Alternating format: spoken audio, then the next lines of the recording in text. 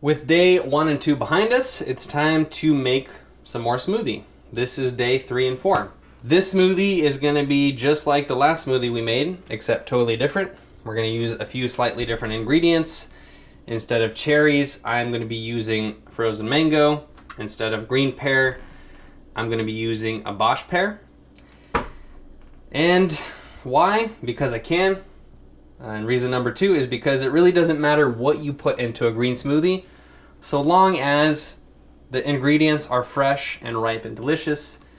Basically, if you balance sweet, fibrous fruit with ripe greens, you're sure to make a delicious smoothie every single time. We are going to first start by throwing our greens in the blender, just like so. This is 1/3 pound of baby greens. And how do you know it's a third?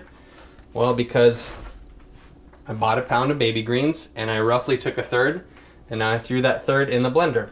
After that, we are going to carefully pit our dates so as not to get these pits in the blender. In fact, when you have your pits, throw them in the sink. Make sure that they're not around. This is 3 cups of frozen mango. In they go. We got our pear. Once again, I'm going to leave the seeds intact because it's a different day. And I need my cancer cell exploding amygdalin. There's actually a Wired article written about cyanide and amygdalin in apple seeds circa 2016, and they basically found that that was a myth, a wives' tale, that if you eat apple seeds you're going to harm your body. They also came to the conclusion that you have to eat a massive amount of apple seeds in order to feel any sort of ill effect. So if you don't believe me, you might believe Wired magazine. 2 bananas.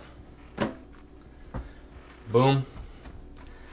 And last but not least, we are going to do 1 quart or liter, if you're in Europe, of water. And look at that. Doesn't that look really nice? So we got our greens on the bottom, we got our water, and our fruit on top. At this point, we are going to hit blend.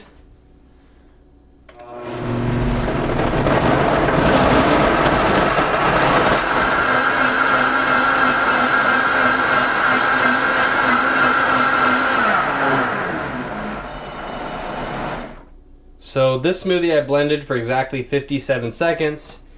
If you're using a Vitamix, a minute is generally enough. If you're using another blender, I would go 2 or 3 minutes because you want your smoothies cream and silky. They are much more pleasant to drink when they are creamy versus chunky or anything else. And will you look at that? Let's see if it's silky. Oh yeah, like velvet. I almost forgot my own rule. You always want to try your smoothie first before, making sure that it's done. Because right now, at this point, you can still dump it back, fix anything that needs fixing, and ensure that it's going to be good, that you're going to want to drink it. So it's even better than yesterday. You're going to pour your 2 quarts.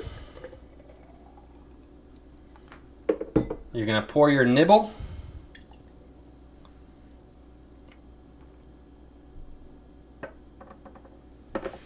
And then you're going to seal it up.